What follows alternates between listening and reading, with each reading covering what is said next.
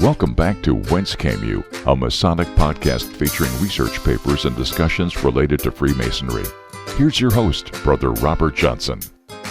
All right, guys, this is episode 250. 50 episodes ago, somebody said, well, Brother Robert, I wish you congrats on the 200th episode. Here's to another 200 episodes. And it's already been 50. That was Brother Wayne Greenlee. 150 to go, bro.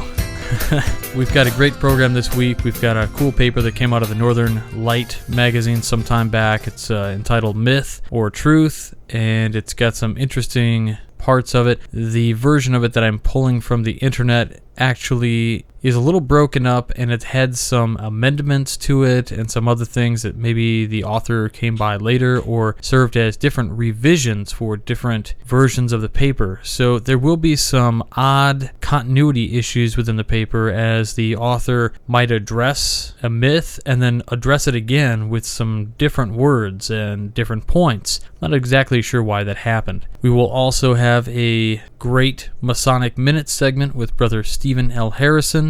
And speaking of Brother Stephen L. Harrison, the Crete Symposium has been postponed indefinitely, probably till September. I don't know if that really will happen or not. Essentially, I think they had problems with the RSVP process with Eventbrite, and ultimately the lodge voted to suspend the event. So it was a huge bummer, not only to me and to countless people who bought tickets who did get refunded, but also to Brother Stephen L. Harrison and Brother Joe Wages, and of course to the worshipful master there, James E. Fry. Plus, Brother Pat from Waverly Lodge up in Wisconsin with some brothers were going to come down and check this thing out. We were going to have a really good time, and it just didn't manifest, and here we go, hoping that it does happen in the future. The only saving grace I've got for you at the time being is that we've got our Northeast Traveling Masonic Symposium, which will be happening on Monday the 27th, and it should be a pretty good time. We've got 3 or 4 speakers, 2 hours. We start at 7,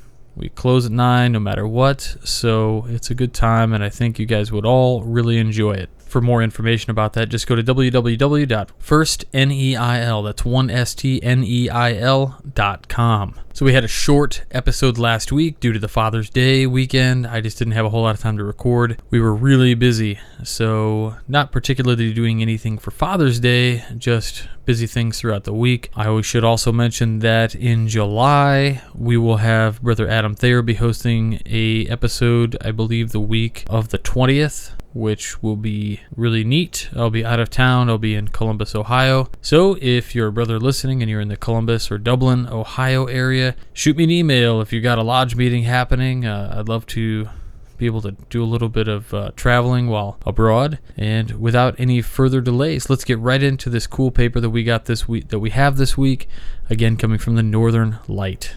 I don't have a year for it, but it is entitled Masonic Myths. And it is a little bit longer of a piece, and it outlines some interesting facts and the truths behind them. I am not sure who published the article. There's no byline, so we'll just get right into it. Masonic Myths from the Northern Light. Masonic myths and outright falsehood are continually spread concerning Freemasonry.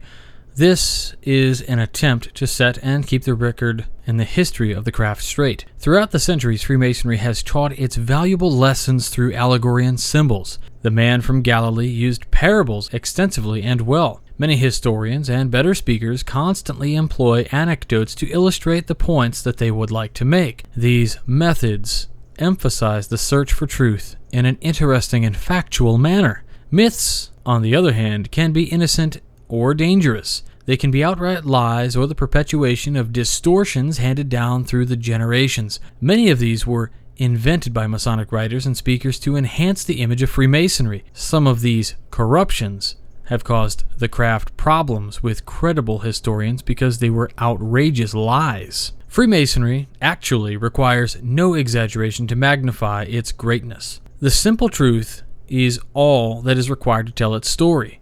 This is the reason for this column, to attempt to destroy the myths that have been prevalent, often for centuries, by telling the truth. Let's begin with the period of the War of American Independence. Myth. Thomas Jefferson and Patrick Henry were Freemasons. Fact. Neither Thomas Jefferson or Patrick Henry were members of the craft. Interjection point. Thomas Jefferson is thought to have been a Mason at this point by many historians.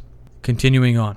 An exhaustive search of Masonic records in Virginia and elsewhere offers no iota of evidence to make them Freemasons. Jefferson participated in the cornerstone laying of the University at Charlottesville, which was done Masonically. He praised Freemasonry, and his own words proved he had never been a member of the craft. Myth. All of George Washington's generals during the War of American Independence were Masons. Fact.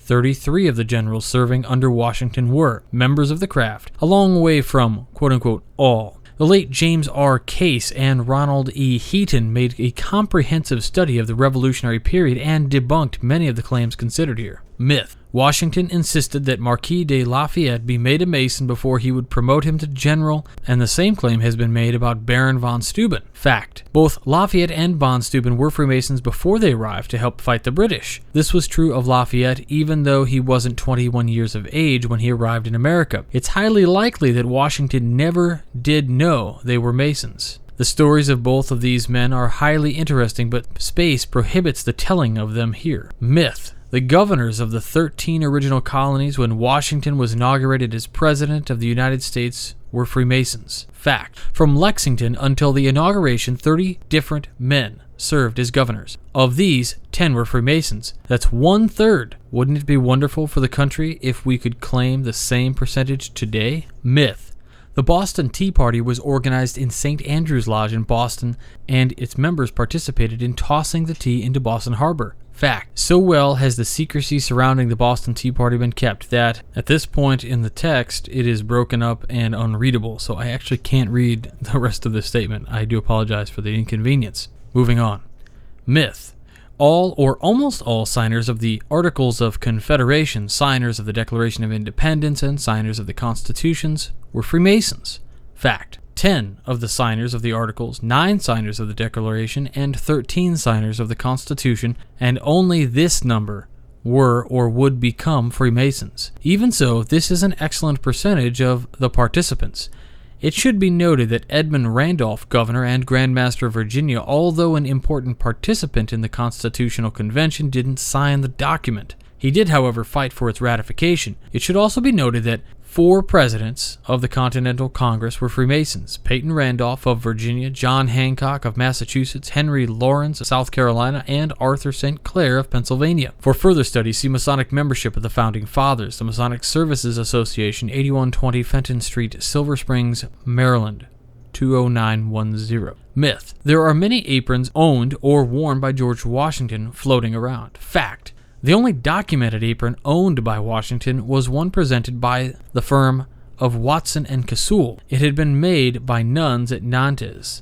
It was the only apron listed in Washington's inventory that was released after his death. Myth. Washington was Grand Master in Virginia. Fact. Washington never was a Grand Master. At the instigation of American Union Lodge, he was suggested for the office of Grand Master of National Grand Lodge, a non-existent body. The Grand Lodge of Pennsylvania and some others agreed, but too many others disagreed with the concept of a National Grand Lodge. Washington was appointed Master of Alexandria Lodge No. 22 in Virginia by Grand Master Edmund Randolph when that Pennsylvania lodge requested a charter from the Grand Lodge of Virginia. The following year he was elected Master, but there is no record of his installation into the office, nor is there any record of him presiding over the lodge. To keep the record straight, there is much evidence of his respect and perhaps even love for Freemasonry. Proof? He was buried with Masonic rites. George Washington has been the source of many Masonic myths and exaggerations for more than 2 centuries. This is unfortunate. Of all the Freemasons we can eulogize, he requires no embellishment. From his childhood to his death, his extraordinary wisdom, industry, and patriotism predominated. Let's try to set the record straight. And I know this seems like a typo. This is a break in the episode. I should say that this sounds like a typo, but an additional piece of information is given in the following explanation. Fact. Washington never was a Grand Master. America Union Lodge on December 15, 1779 proposed Washington become General Grand Master of the United States. This proposal speaks volume for the charter For the character of the commander-in-chief, the Grand Lodge of Pennsylvania agreed 5 days later. Too many others were frightened by the concept of a national Grand Lodge. It is highly doubtful that Washington would have accepted such an office. Washington was appointed Master of Alexandria Lodge No. 22 in Virginia by Grand Master Edmund Randolph when the Pennsylvania Lodge No. 39 requested a charter from the Grand Lodge of Virginia. The new charter was dated April 28, 1788. In December of that same year, he was elected master, but there is no record of his installation into office, nor is there any record of him actually presiding over the lodge, or any lodge. Myth: Washington acted as Grand Master when the cornerstone of the federal capital was laid on September 18, 1793. Fact: it was the Grand Lodge of Maryland that was called on to lay this cornerstone. Alexandria Lodge, of which Washington was a past master, held a place of honor. It was Joseph Clark, the junior Grand Warden of the Grand Lodge of Maryland, who acted as the Grand Master pro tem. Clark placed the president between himself and the master of Alexandria Lodge. Washington didn't act as Grand Master, but without a question, he was the most honored and influential Freemason participating in the event. Myth: George Washington never was interested in Freemasonry. He rarely, if ever, attended lodge meetings. Fact: to keep the record straight, there is much evidence of his respect and even love for Freemasonry. True, he seldom attended Masonic meetings. This is understandable when it is realized that from the day he was made a Master Mason until shortly before his death, he worked for his country. Did he love and respect the craft? The ultimate proof: he was buried with a Masonic rite, and this even before the Congress knew of his death. For further study of George Washington and a complete account of his Masonic activity, see George Washington, Master Mason, McCoy Publishing, and Masonic Supply Company, Richmond, Virginia. Myth: there are many aprons owned or worn by George Washington floating around. Myth: George Washington renounced Freemasonry.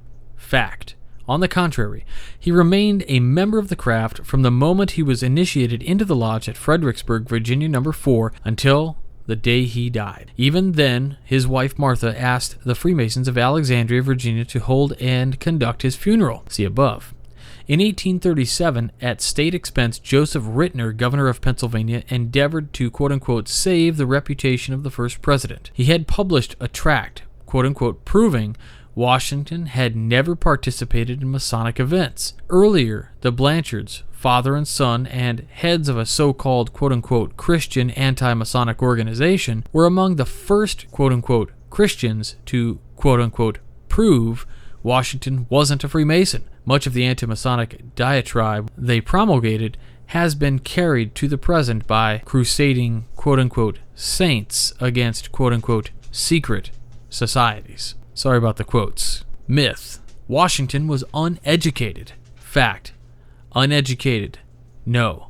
Unschooled, yes. As far as we can determine, Washington never attended any school. Through his father's vast library, Washington learned the fundamentals of mathematics, surveying, and many other subjects. At the age of 17, he earned a substantial wage as a surveyor. In 1749, he was appointed surveyor of Culpeper County, Virginia, having produced a certificate from the president and the masters of William and Mary College, appointing him to be the surveyor of the county. From the many military visitors to Mount Vernon, he learned the principles of warfare. From the intellectuals, he learned how to study and use his common sense. The history of his life proves he became one of the most knowledgeable men in his day, or any day. Myth: Washington did not love Martha. He married her for her fortune and social position. Fact: although critics are adept at reading the minds and thinking of others, we must agree with Sherman, who said, quote, war is hell. Would a man or a woman who did not love each other deeply share winter quarters together? That's what Martha and George Washington did throughout the war for American independence. For more on George Washington, see his biography in Book 3. Myth: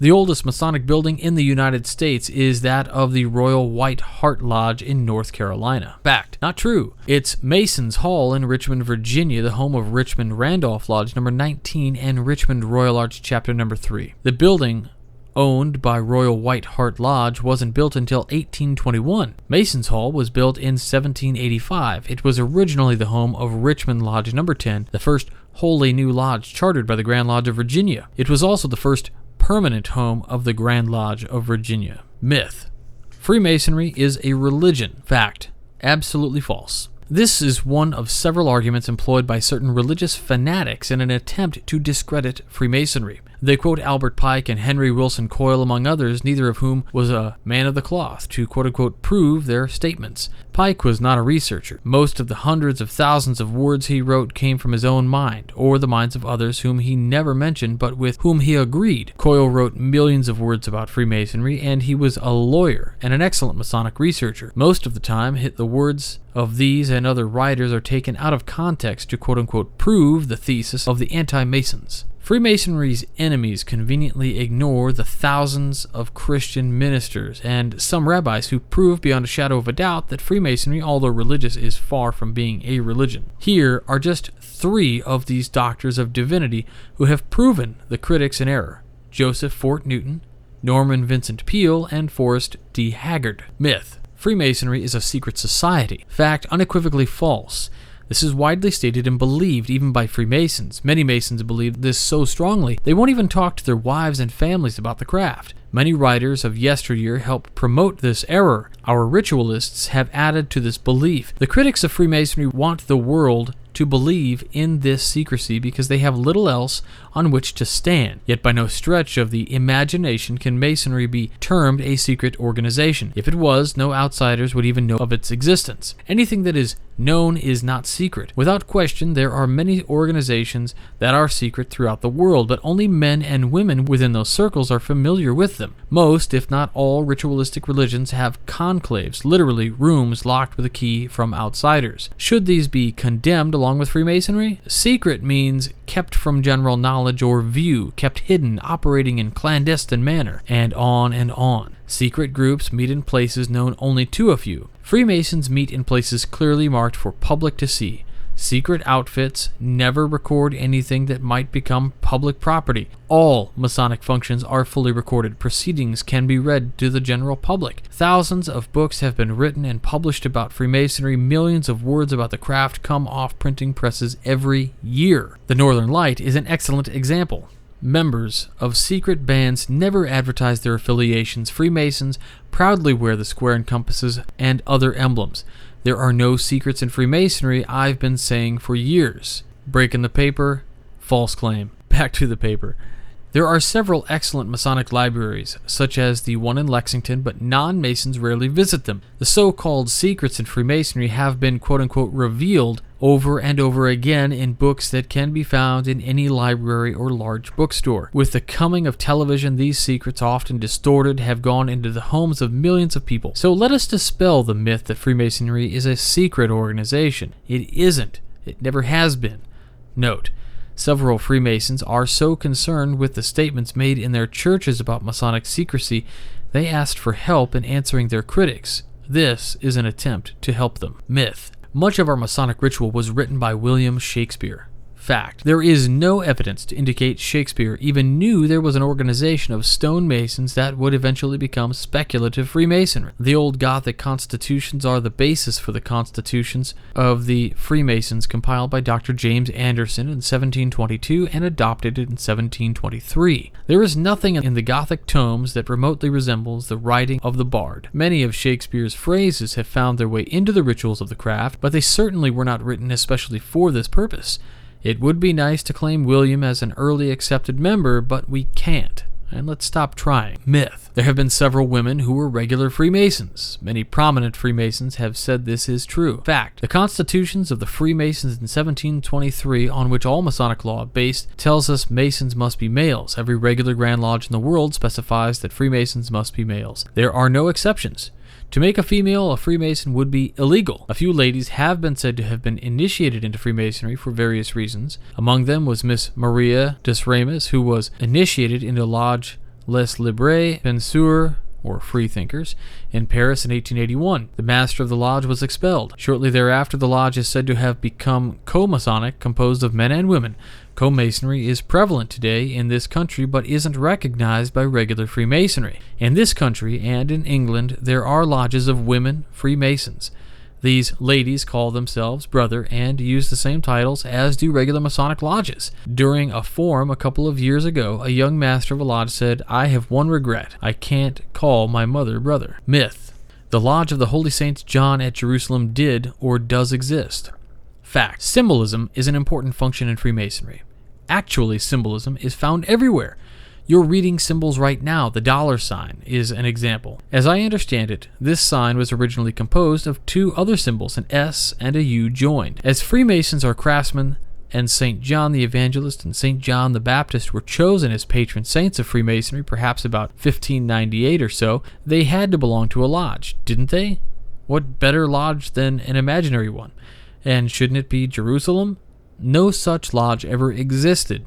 Symbolically, though, it constitutes an ideal. As Carl Claudy said, quote, "The thought is that we come from an ideal or dream lodge into this actual workday world where our ideals are to be tested. Masons mean only that their craft is dedicated to these holy men whose precepts and practices, ideas and virtues, teachings and examples, all Freemasons should try to follow." End quote. A book entitled Whence Came You? It was published in 1957. Among the many far-fetched facts that he recorded was the finding of this lodge of the Holy Saints John. He claimed its ruins were still standing in Jerusalem, and he had a picture to prove it. This was discredited. Later, another claim that this lodge existed in London was also discredited by Harry Carr. Myth: Freemasonry began when Noah recovered from the Big Flood.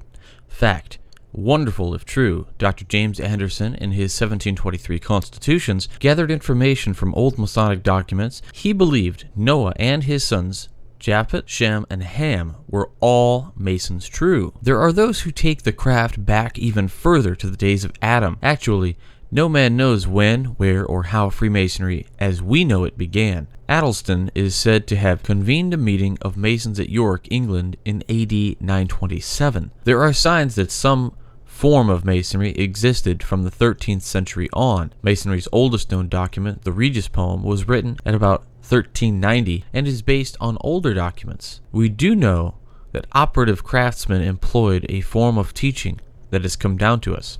Speculative Freemasonry officially came into being with the formation of the First Grand Lodge of England in 1717. From this organization, which began as an annual or quarterly series of feasts, has evolved the Freemasonry we have today. It is a result of the growth, taking the teachings from the better religions, philosophies, using the symbolism of the operative Masons to teach the neophyte valuable lessons. Since man began building with the stone, there has been some form of masonry. Whether a connection can be made between the craftsmen of yesteryear and the modern era has yet to be determined. Myth: the story of Hiram, as we portray it in our lodges, is based on truth. Fact: it isn't. It has been called an allegory, but factually, it isn't.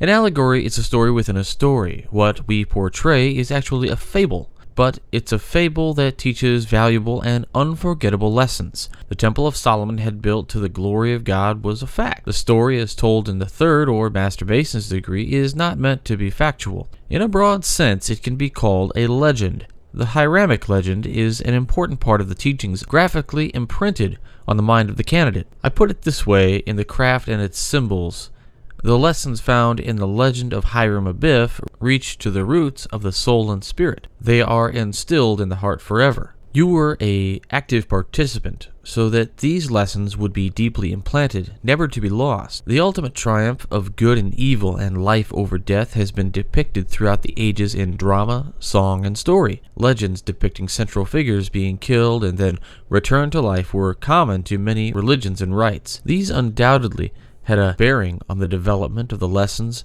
the rituals of Freemasonry believed had to be taught. But the Hiramic legend is more intense, moralistic, and meaningful than any that preceded. Quote, Hiram Abiff did exist. He was a skillful worker in brass and other metals. He was sent to assist King Solomon. But the Hiram Abiff who actually worked at the beautifying of the Temple of Solomon lived to an old age. He died of natural causes, end quote. So another break in the story where the author talks about this being an allegory, but it really isn't. It is actually a story within a story. We know this because it is a story that is depicting something that happens, but the deeper story has to do with when we've had Frater O on the program, when we've talked esoterics, there's a much deeper esoteric story that's going on there as well. So the story within a story is actually there. I think this author has actually missed the point on that one. But we'll continue on. Myth. All or most of the Freemasons in Germany were murdered during the Nazi regime.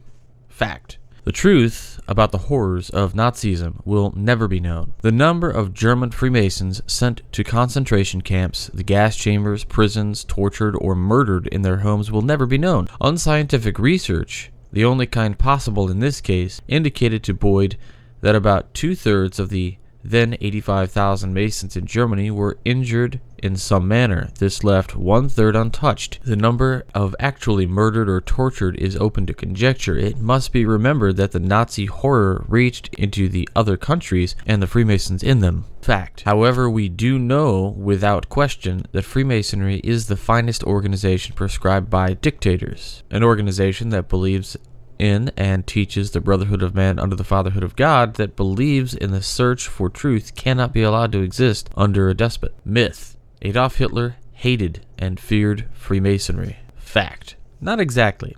Oral histories or accounts can be easily fabricated, as was at least one concerning Harry Truman. This is especially true when publication comes after the subject's death. With this in mind, a sketch of one such conversation recorded from Isprachi Mit, Hitler was reported in Seekers of Truth. Hermann Rauschnig, the writer, said that Hitler told him, quote, Freemasonry has always been harmless in Germany. It achieves the fruition of fantasy through the use of symbols, rites, and magic influence of emblems of worship. Herein lies the great danger which I have taken in hand. Don't you see that our party must be something very similar, and order a hierarchic organization of secular priesthood? This naturally means that something similar opposing us may not exist. It is either us, the Freemasons, or the Church, but never two side by side. The Catholic Church has made its position clear, at least in regard to the Freemasons.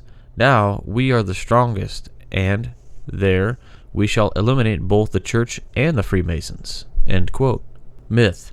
Freemasonry did not operate during World War II in the countries controlled by Hitler thugs. Fact. It did, but not openly. Even today, there are countries in which Freemasons must meet in secret. In the infamous Buchenwald concentration camp, the Masonic population reached close to 100 in October of 1944. According to M. Jadafo, a French Freemason, the known Masons met daily. By occupying the minds of these men with Masonic ritual and lessons helped relieve them of their anxieties. Masonic subjects were selected by word of mouth, transmitted block by block. There, quiet discussions would take place. The block by block, the result of their debate, returned. Myth. The formation of the English Grand Lodge in 1751 came about through a schism. Its founders were Masonic traitors.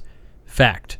Absolutely false. It's one of the stories perpetuated by well-known and well-respected Masonic historians that refuses to die, and there is no excuse for its continuation. In 1887, Henry Sadler proved Irish Freemasons mainly founded the Ancients' Grand Lodge. They have never been a part of the Moderns' Grand Lodge, which formed in 1717. In the pages of the Philalethes magazine for February 1974, Lionel Augustine Semungal of the West Indies helped destroy this myth. He quoted Henry Sadler, librarian of the Grand Lodge of England. Recently, Cyril N. Batten used this myth to emphasize, quote, that just because a theory has always been accepted throughout the whole Masonic world, it is not necessarily correct, end quote. Myth. Pythagoras was raised to the sublime degree of Master Mason. Fact. So say the ritualists of yesteryear, and their successors have compounded the fabrication. Pythagoras was indeed a great man. See the forthcoming and the mystic tie of his story. Although he left behind no writings of his own, his students did. His influence has extended to present day. It is little wonder his teachings have reached into Freemasonry, even if only fragmentarily. But even if a form of Freemasonry was known while he lived, 582 to 507 BC, he could not have been made a Master Mason. This degree wasn't even invented, or had it evolved until the late 1720s. Actually, there are those who believe that the Freemasonry that did mature into what we have today was influenced by Pythagoras. Myth. The Chapel of the Four Chaplains in Philadelphia, a non-sectarian foundation, has been accepted by all religions. Fact. Not so. Briefly, the story begins on February 3, 1943, when the U.S. troop ship Dorchester was torpedoed as it was sinking. Four chaplains, Methodist, rabbi, Catholic priest, and Reformed Dutch church minister handed their life jackets to soldiers as they plunged into the sea. With arms linked and singing, the chaplains went down with the ship. In 1948, Dr. Daniel A. Pauling, father of one of the chaplains, became chaplain of the chapel. The father and son were Freemasons. Men of all faiths were invited to memorialize the heroism of the chaplains in 1951. Congressman John F. Kennedy was invited and accepted. He didn't show up. His cardinal, Doherty, wouldn't let him. Later, General James O'Neill, Deputy Chief of Chaplains of the U.S. Army, was invited to the dedication of ceremonies. He accepted, but he also didn't show up. The same Doherty wouldn't let him. Two employees of the government had refused. During the latter dedication, Brother Harry S. Truman said these chaplains had obeyed a divine command and, quote, "This is an old faith in our country. It is shared by all churches and all denominations," end quote. This is one time Brother Truman erred. Note, what follows has been prompted by an unsigned letter by a fellow who says he's a veteran of World War II. He is a member in a Midwestern jurisdiction, and he said he has received no answer to several letters he has written the Northern Light. Herein we attempt to answer his basic questions. Myth. There are no legitimate black Freemasons. Fact. Each jurisdiction, state, Grand Lodge, is sovereign, has its own rules, regulations, and laws.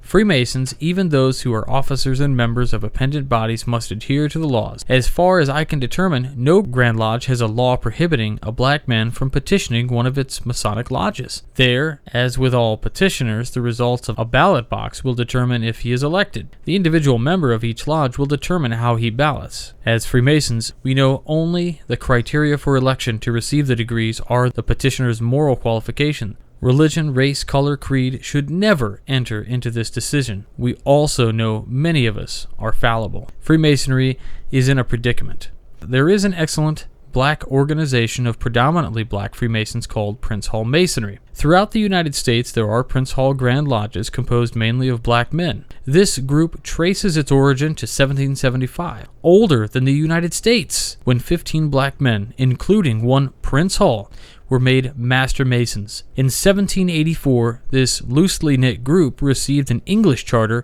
as African Lodge number 459. This gave birth eventually to the present-day Prince Hall Grand Lodges. Although there are black Masons in many recognized lodges, Prince Hall leaders would prefer to have these men petition Prince Hall lodges. Understandably, they do not want to give up their heritage. Some quote-unquote regular Grand Lodges have taken this into consideration and have recognized the Prince Hall Grand Lodge in their state. These Grand Lodges permit intervisitation. Other Grand Lodges are considering much the same action. An interjection here, the points that this brought up was written quite a while back, and you can tell by the verbiage used. As we know, Prince Hall Masonry is widely accepted around the United States, and intervisitation and even dual membership is allowed in many states. There are still some who are holding out. Oklahoma's Grand Lodge does not recognize Prince Hall. Florida's Grand Lodge does not recognize Prince Hall. I can't think of any others off the top of my head. It's a shame that it isn't recognized. These brothers have been around legally, Masonic legally, longer than we ever have. So I think it's a shame that our Grand Lodges aren't,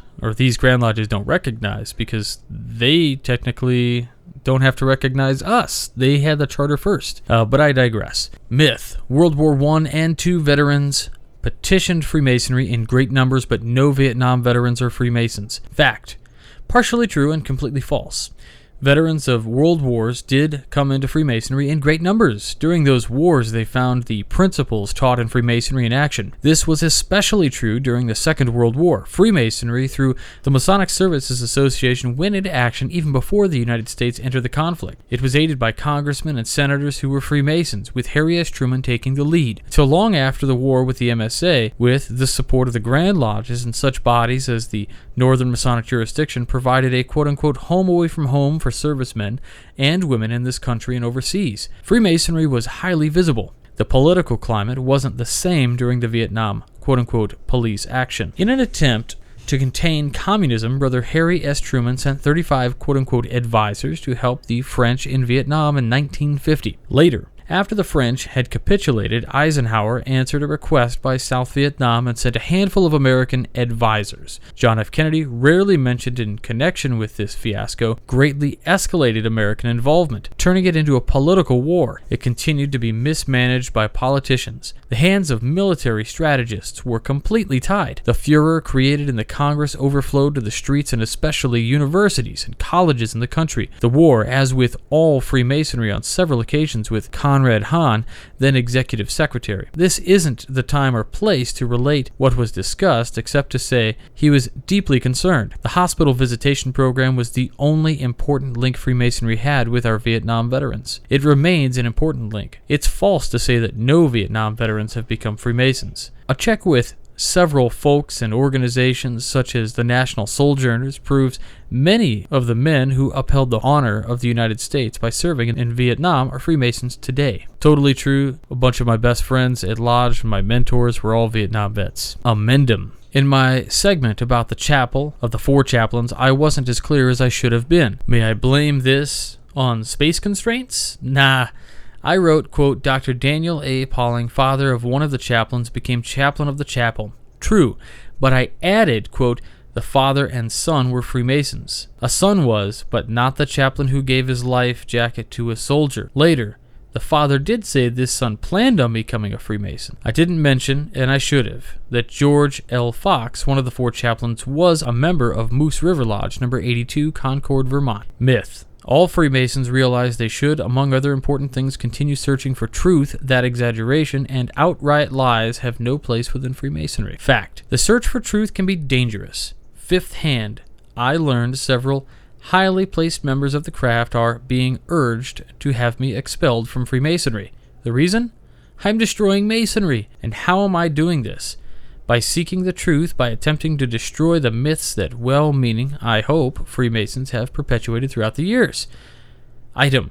Roger Sherman's Masonic apron. The museum at Yale University. If one knew nothing more than that Freemasons wore Masonic aprons in their service, would one need more evidence that Roger Sherman was a Mason? A direct verbatim quote from my critic. Fact. You will have to supply your answer to his question if you are seeking truth. It seems to me that much more evidence is needed. When we search for this truth, we can turn to the late James R. Case, who, along with the late Ronald E. Heaton, thoroughly researched Freemasonry during the beginning of the country.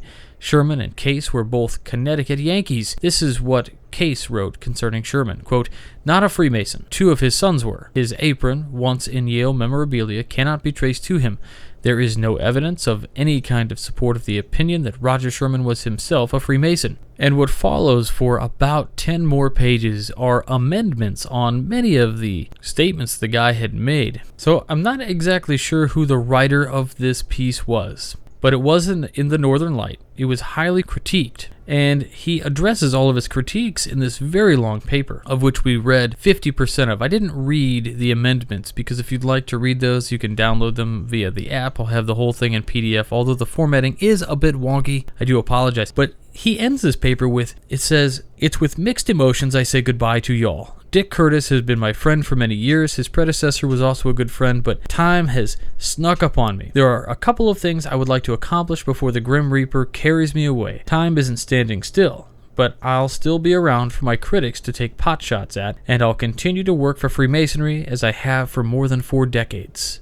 And that's it. So I don't know who wrote this. There seems to be quite a bit of decent research here, lots of conjecture and people criticizing him, and he obviously is very passionate about what he's writing about. Give the entire paper a read through, see what you think.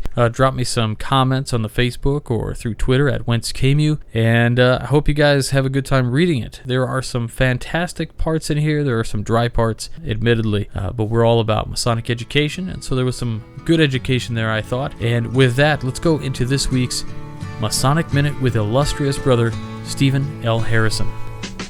Bill Hosler is a friend of mine. A friend, that is, whom I have never met. It's complicated. Suffice it to say, we live in strange times. Last week, Bill tipped me off to an article on Todd Creason's blog, From Labor to Refreshment.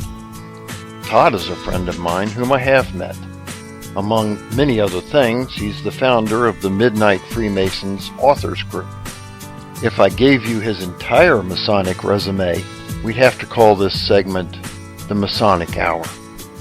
More to the point, here's that article which was about the long-standing mystery surrounding the 33rd degree rings of Harry Truman and Frank Land. There has always been a rule that the 33rd degree rings are to be made only of gold.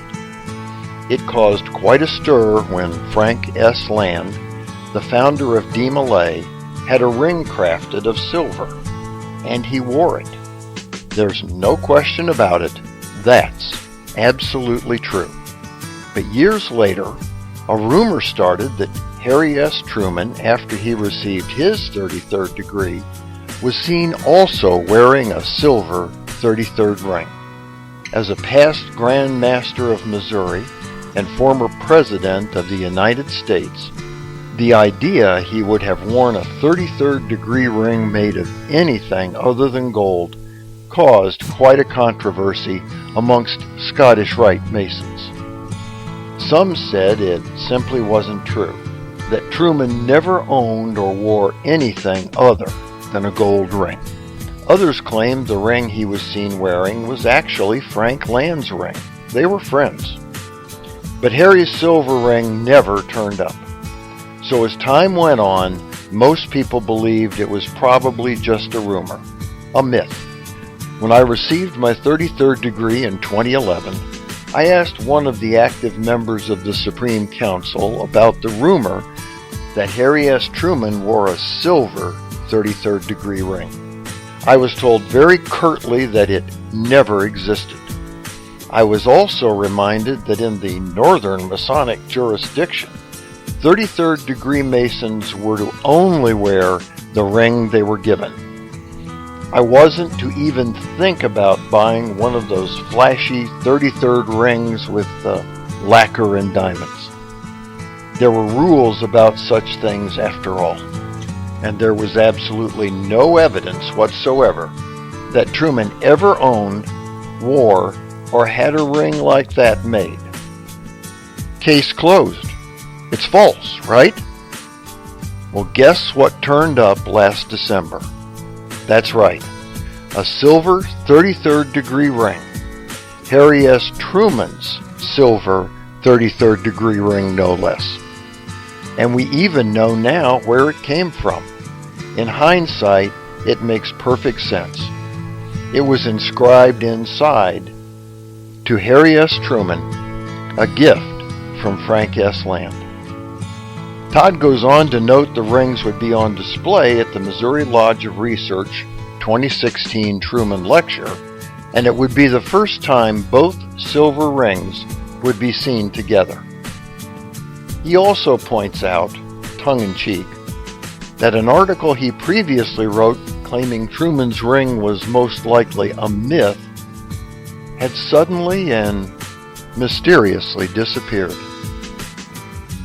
Fact is, I went to that Missouri Lodge of Research lecture, and there they were, both rings on display, together again for the first time. After all the speculation and mystery, it was amazing to see them there. And silver they were.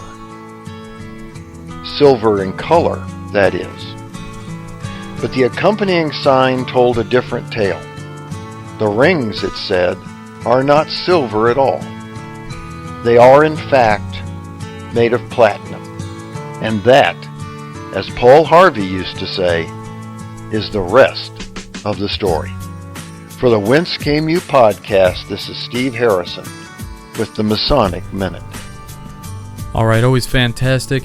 If you do enjoy this, please check it out on YouTube. Go to youtube.com and do a search for Whence Came You, and you can see all the videos that accompany these audio clips. Brother Stephen L. Harrison has put some great effort into putting together some visuals for you. We are working on a plan to get these things downloadable so that you can just download the Masonic Minutes only if you'd like and play them in Lodge or however you'd like to do it, but they are just fantastic. At this time, I do have to tell you that I am working on a project I'm super excited about, and you will be too, if I could tell you what it is. I will give you a hint. Brother Chris Hodep recently said that his book, Freemasonry for Dummies, was on audible.com, and if you signed up, you could actually use the free credits they give you to download Freemasonry for Dummies as an audiobook. And it's so fascinating. Unfortunately, they didn't get Chris to read the book. I'm working on a Masonic book that I am not the author of. However, we have received kind of permission. I'll say kind of, and when it actually comes out, you'll know why. We have received kind of permission to record the audiobook for a special book that has inspired thousands, if not possibly millions of Masons worldwide. I would say it has very much inspired Masons in the United States, and I'm very happy and very proud to be able to offer this in the future. I'm working with 6 other brothers who we're going to collaborate. Brothers, if you're listening, you know who you are. Please don't say anything about this. And we are going to make something really cool, and I think everybody's going to really enjoy it. So stay tuned for details on that. I probably won't say anything more about it until it's actually done, and then it's just going to blow your socks off. So again, keep your eyes and ears peeled on social media for updates and announcements. And with that, we produce all this content and stuff, and we do it for free. So if you can help out, it's greatly appreciated. Head on over to wcypodcast.com and click on the Buy a Pin button. Pick up a pin for yourself or for a brother. Present it to him on his EA night or his FC night or his Master Mason night.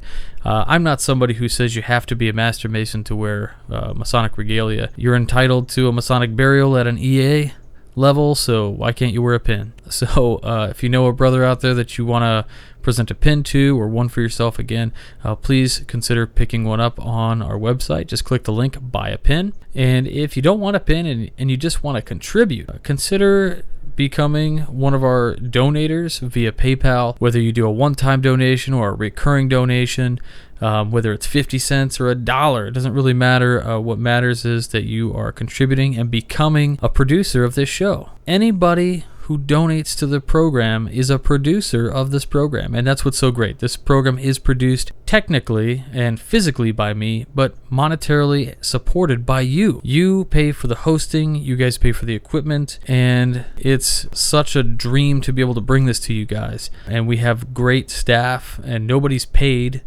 This is all just donated. Obviously, we donate our time, and you're donating some capital to help keep this thing going, and we really appreciate it. So if that strikes you, awesome.